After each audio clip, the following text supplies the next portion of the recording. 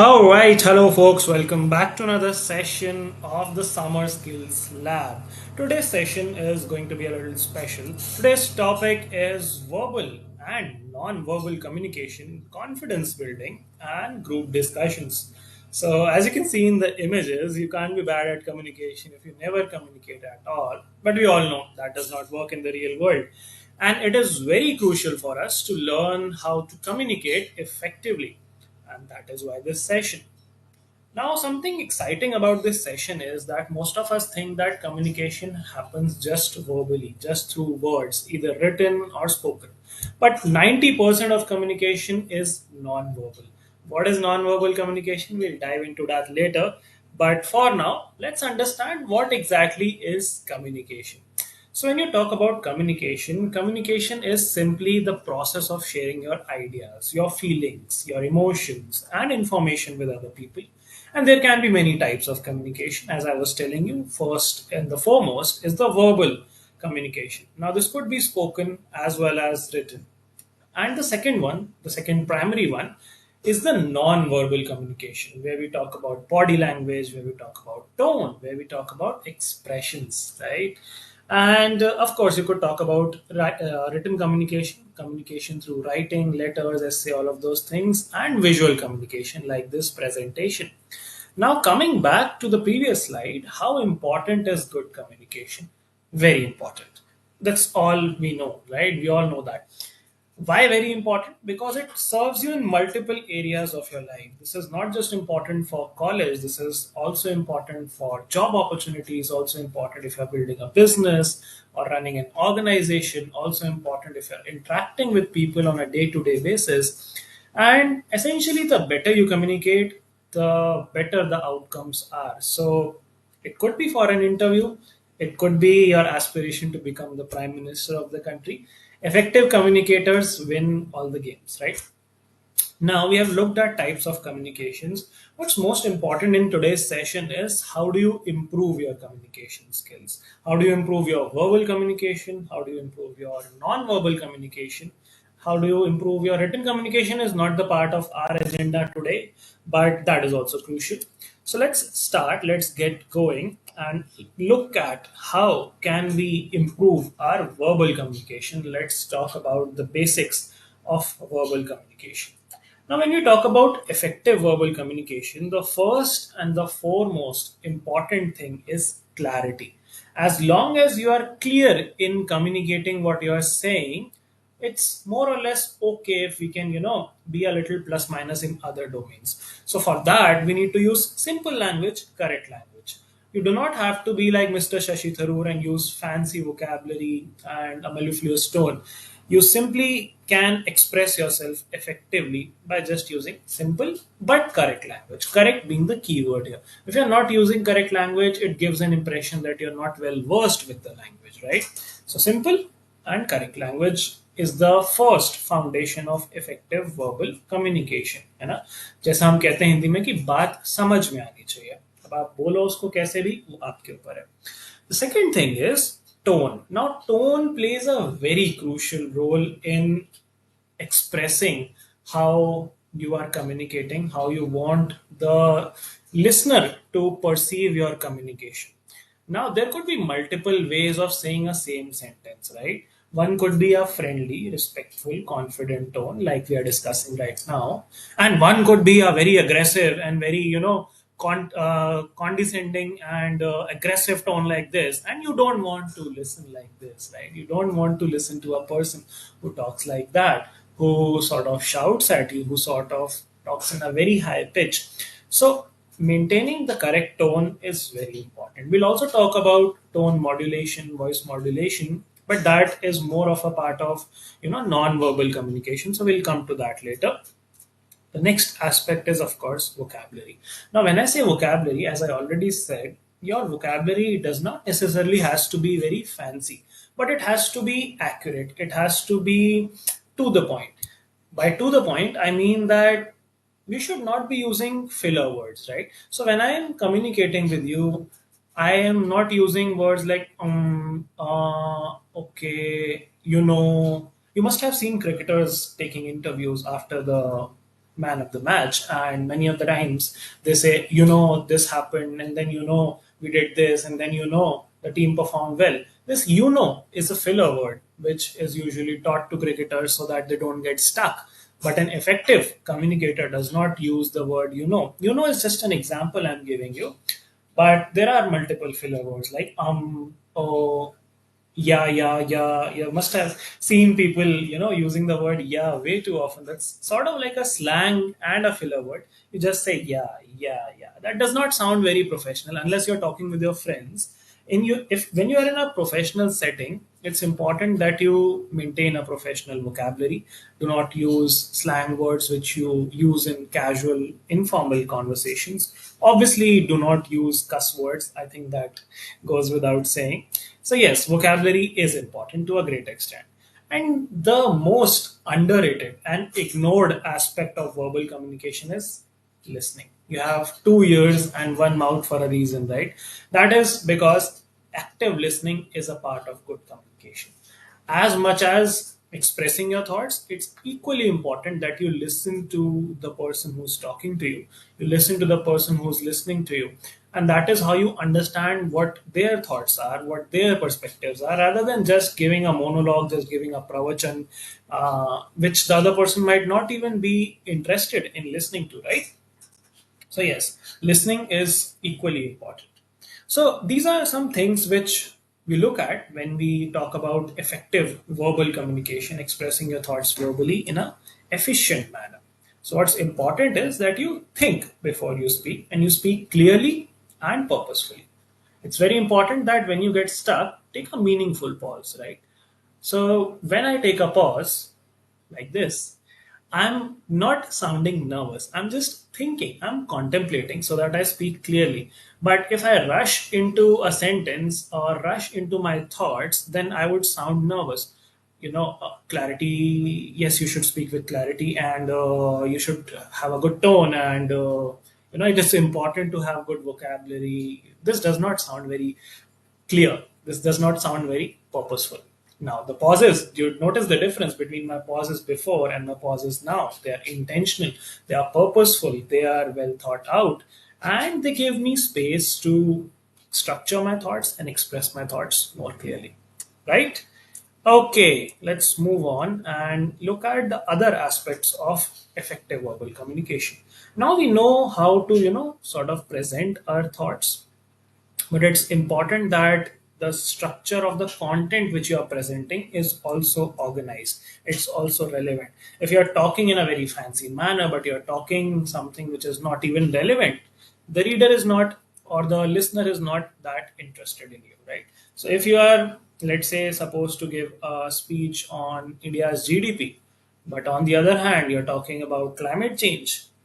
Sure, you might be an expert in climate change, but the listeners do not want to listen about climate change. They want you to express your thoughts about India's economy. So it has to be relevant, it has to be well organized, it has to be structured.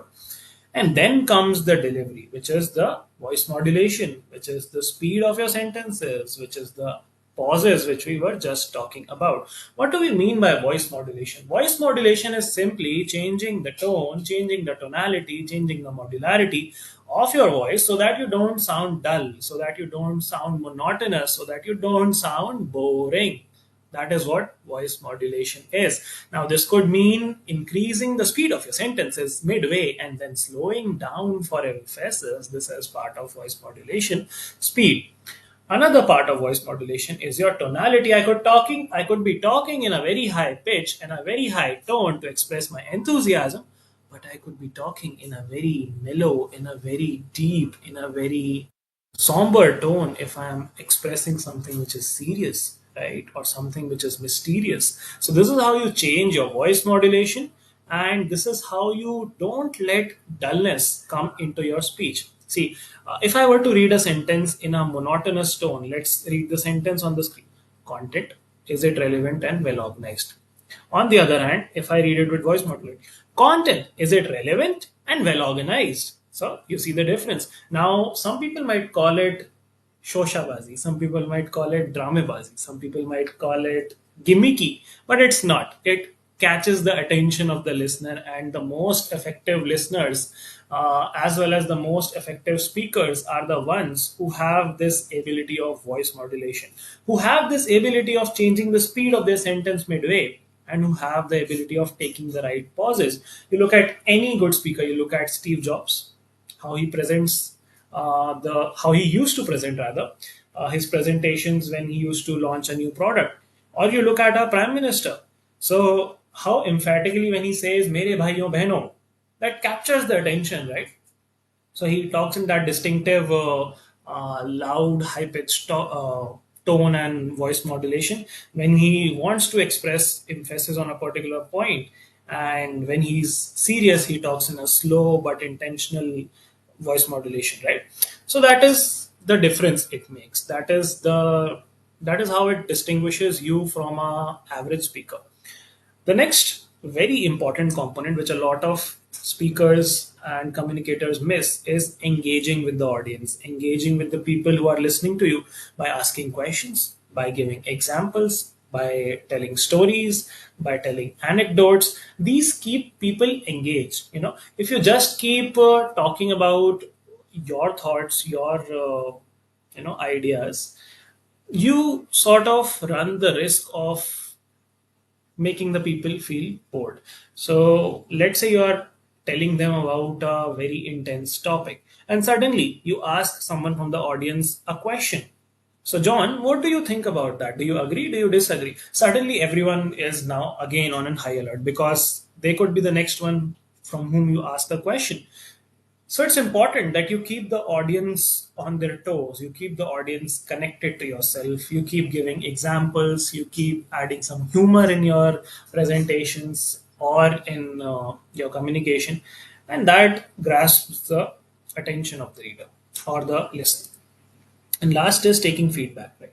It's always important to take feedback, encourage responses from the audience, clarify their doubts, seek their doubts, because that not just helps them understand your content better, but also helps you grow as a subject expert. So that was all about verbal communication, expressing through words, either written or spoken. But as we discussed in the initial couple of minutes of our presentation, that a lot of communication happens non-verbally, right? Now, what do we mean by non-verbal communication? Primarily, it's body language. There are multiple other things which we'll talk about, but the broader umbrella term is body language. The first thing which we talk about is posture. Now, when you are, let's say, entering an interview room, your posture conveys so much about your mental state. You might be slouching like this, or you might be pompous like this. But if you're sitting in a calm and composed posture, sitting upright or standing upright, that shows confidence. And open body language also shows confidence. You might have seen a lot of people when they are talking, they sit like this. This shows a closed body language. This shows that you are not open to communication. This shows that you are cold. It shows that you're not willing to engage. A body language like this. Whereas an open body language like this shows that you are welcoming, shows that you want to engage, shows that you want to communicate effectively. So that is important. Your posture plays a very big role, be it you standing and delivering a presentation or you sitting in an interview room. Make sure that you are always sitting or standing upright. You're not slouching, you're not standing on one leg, you're not being finicky, you're not being shaky, you're not shaking your legs. All of those things show a lot about you without you even speaking a word. Your initial first impression is made in the first few seconds of when you meet a people, when you meet a person, and posture plays a big role, right? Next is eye contact. A lot of people struggle with making good eye contact, which sort of puts off the other person wrongly. They might feel that you're not interested in the conversation. They might feel that you are shy or nervous. They might feel that you are ignoring them. That could also be the case. So it's important that you maintain effective eye contact. Now, when I say eye contact, I don't want you to keep staring into their eyes and just creep them out. No, that's also not the case. What you can do is look at them for a few seconds, and then you can probably look here and there, then look at them for a few seconds, and then here and there. Just keep switching your gaze, but keep a regular eye contact. That shows that you are attentive, that shows that you are interested in the conversation, it shows that you're honest to the conversation, right? Next up is gestures. You're saying that I'm constantly using my hands, even though I'm sitting behind a screen and you can't really see my entire body, but you are able to see that I'm using these gestures to help you understand my words effectively. I could be talking like this and I could go on speaking like this and I could complete the entire lecture speaking like this, but you would get bored. You would get utterly bored if I keep on speaking like this and if I don't make any movement and you just start looking at my face and I'm looking at your face and both of us are looking at each other's face and we are getting bored at each other now. But when I keep on doing this, your brain sort of perceives it as some movement happening and it stays alert. It shows that you have emotion behind your words. It shows that you are effectively communicating your thoughts. And gestures have to be proper. Gestures cannot be too enthusiastic. If I keep on talking like this and doing antics like this, and that also looks odd and a little funny. But it has to be balanced, right? So you could have an open body language, use your hands, try not to use your feet, that would look a little gimmicky, but use your hands in a manner which shows that you mean your words, it shows that you support your words. Now let's say when you are talking about a list, 1 2 3 4, you could list it like this: point number one, point number two, point number three, point number four. When you're asking a question, you could gesture like this: so what do you guys think? Right? Don't point finger. What do you guys think? That looks really bad. That shows that you're singling out a person and you are being a little arrogant. Talk like this with a open-handed body language so that it shows that you are in control. Usually your hands have to be somewhere between your shoulder and your waist for effective communication, but you can vary it a little bit. Sometimes you can go up and down, but don't overdo it as well. Don't underdo it, don't overdo it. Strike a balance. Okay? And then comes facial expressions. Your facial expressions have to match your mood. If you are telling a very happy incident and you're not smiling, that shows that you're not really happy, you're just faking it. So if I'm, let's say, telling about a success, but I am delivering it in a very sad and angry tone. I scored a lot of marks in my board exams. I topped my board exams and I was the first person in my entire city, and there are now posters across the city, and I'm really happy I've made my parents proud. Doesn't look right, right? But on the other hand, you know what I did? I topped my board exams. Now posters are across the city, and my parents are so happy I can't even tell you. So that's what makes the difference between a dull communicator, a non-expressive communicator, and an expressive communicator, and that makes the world of a difference. Facial expressions. Make sure you're smiling when you are required to. Make sure that you're serious when you're required to. You don't have to smile when your boss is giving an important presentation. That would also make you look stupid. So make sure that your facial expressions match the message and the vibe of the room. And lastly, appearance. A lot of people neglect this, but appearance does play an important role. People judge you on how you look. People judge you on how you are dressed. So if you are attending a formal business meeting, make sure that you follow the dress code. Make sure your tie is proper if there is a tie required. Make sure clothes are well ironed. Make sure that your shoes are not dirty. Make sure that your laces are tied. Make sure that you're not smelling bad. Make sure that you have brushed your teeth. Make sure that you are not having a bad breath. Make sure that your hair are proper. Make sure that your beard is proper if you keep it. So all of these things contribute to your appearance and send a signal to other people on how serious you are about this meeting and about yourself. So make sure that you put in those right efforts, right? Now, if you talk a type of verbal cues and non-verbal cues, especially non-verbal cues, you could structure them into multiple categories. If you talk about gestures and facial expressions, they form a part of your kinesics. Kinesics as in the moving components of your non-verbal cues. Proxemics, on the other hand, talk about your use of space. So if it's a large stage and you're just standing and delivering a speech standing at a single place, that is not the best use of space. Maybe you can walk around a little. Maybe you can, engage with the audience by walking. And on the other hand, if you are, let's say, sitting in a interview in a chair, then you might want to be seated properly. You might not want to, get up and keep on moving like this. So make sure that you use your space effectively. Then, of course, there is haptics, how you express yourself through gestures of touch, like handshake. Handshake is an important component, which is a very important non-verbal cue. A loose handshake sends a very bad impression. So whenever you shake someone's hand, make it a firm handshake. Don't be too firm, especially with women. That could also be perceived as rude and cocky. But yeah, it has to be a firm handshake. Don't be a limping handshake person. No one likes that. And also ensure, this is a pro tip, ensure that when you shake someone's hand, your hands are not too cold. So what happens is, when we are in social gatherings and we have a cold drink in our hand or any other drink in our hand, we usually hold it in our right hand if you're a right-handed person. But if you hold it in the left hand, your right hand stays warm for handshakes. And a warm handshake shows that you're a warm person. A cold handshake shows that you're a cold person.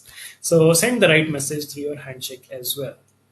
No need to go for fancy handshakes. Some people, shake hands like this and all of those things, and you don't need to, just grab someone's hands and don't let go. You're not a president or a prime minister who is on a diplomatic mission. No, don't do that. Just a solid, firm, simple handshake, and that's it.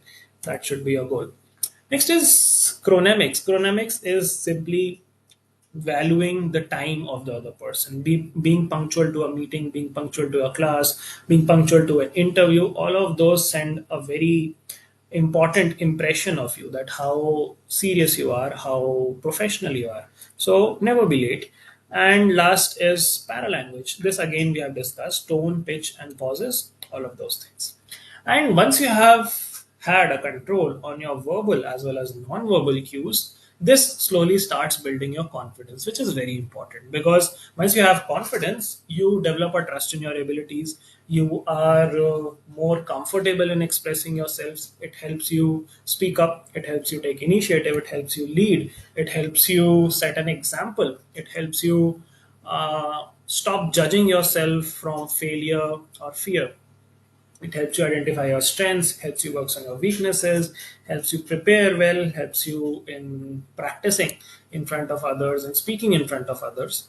And how do you do that? You simply fake it till you make it. So you do positive self talk. You replace sentences where you say, I can't do this, I can't do that, I can't be on a stage, I can't speak in front of 1,000 people. Just say, I'll try. The worst what can happen, you will fail, right?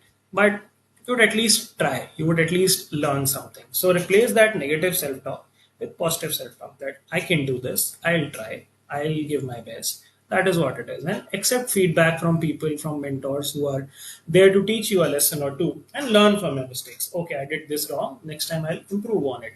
That's how you slowly build confidence in anything, be it speaking, be it communication, verbal or non-verbal, or any other thing in life. Now, the last component of this particular session and presentation is GDs, which is group discussions. Group discussions often happen in a college setup. They also happen when you go for your postgraduate college admissions. They also happen when you sometimes sit for job interviews. So, all in all, they form an important part of your career, and it's important that you know the basics of a group discussion. You know the do's and don'ts, you know how they happen and how to go about them smoothly. So when you talk about group discussions, what are they? They are simply a structured discussion among a group of people, usually more than two people, who talk and discuss about a particular idea. They communicate their thoughts on a particular idea, and it is used to judge your communication skills, of course, but also your leadership skills and your teamwork. And lastly, your critical thinking skills. How does it test your leadership and teamwork skills? We as in the interviewer sees that how are you leading a conversation? How are you giving others a chance to express themselves? How are you picking the people who are not confident and giving them some morale boost? How are you not interrupting someone when they're expressing their thoughts? How are you thinking about a particular topic and structuring your thoughts? All of those things are tested and assessed during those group discussions. And it's important that you know these do's and don'ts. Let's look at the do's first. First is, of course, be well read and well aware of what's happening around in the world, current affairs. So, if, for an example, you go for a GD tomorrow and the panel asks you that, okay, do a group discussion on the geopolitics of Iran and Israel, but you are clueless about geopolitics. You're not even following the news. You don't know what has happened. You don't know what's the cause. And what are you going to speak? So, for you to have some context is always important. And if in the worst case scenario you find yourself in a position where you know absolutely nothing about the topic, then don't initiate the discussion. Don't speak anything gibberish. Wait for others to put some context on the topic, and then maybe you can build on what others have said after you have understood the topic. So that is something which you can remember, that if you don't know the topic well, wait for others to speak. Don't rush into leading it.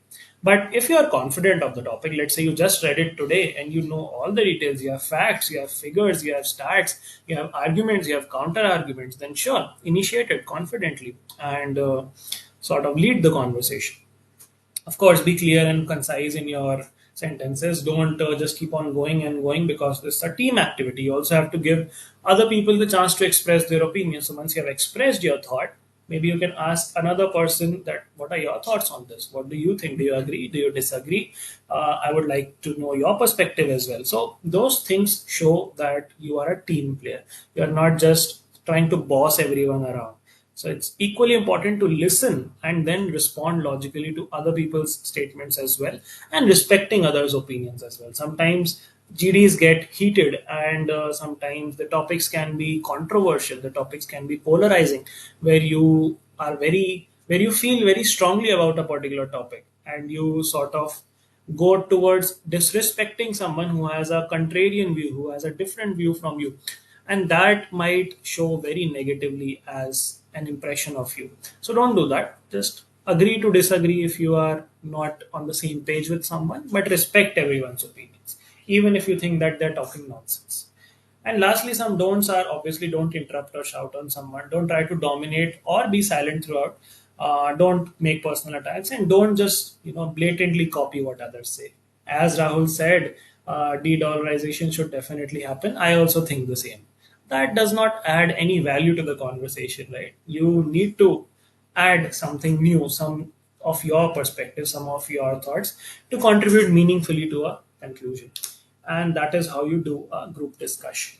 Now, to putting all of this in perspective, and just concluding this session, I would say, don't look at communication as a tool to do better in interviews, a tool to do better in job profile. Communication is a life skill. Communication helps you in intrapersonal relationships. It helps you develop a better bond with your friends and family, with your loved ones, in your professional setup, of course. And a person who can communicate effectively would, in most of the cases, be ahead of the person who knows his or her skill really well but is a bad communicator. That is what you would see in practical day to day life. There might be a person who is very sharp in his or her skill. Let's say a person is a coder. Okay. A coder who is very sharp with his or her skill but does not know how to tell the world how good he is. Whereas on the other hand, there is an above average coder who is really well in how he expresses his thoughts, how he structures his opinions, how he showcases his work. That second person would definitely, not definitely, but in most of the cases, gain an advantage over the first person.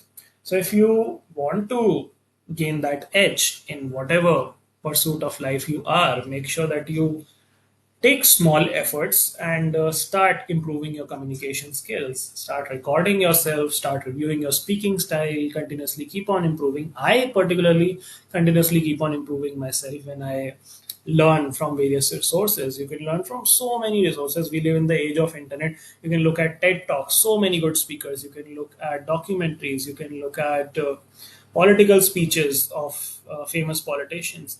There's so much and so many people to learn from. All you need is an open mind. All you need is some drive to learn and practice regularly. Come out of your comfort zone. And yeah, that's all that is to effective communication. And I hope you take something positive out of this session. And if you do drop a comment under this video, and I would really appreciate that if you do that, because that would help me understand that you got some value from this lesson. So yeah, that's all from my side. My name is Govind Singh, and I hope you like this video. Do drop a like, share it with people you think would benefit from this, your friends, your family, your seniors, your juniors, everyone. And I'll see you in another one. Till then, take care. Bye bye. Signing off.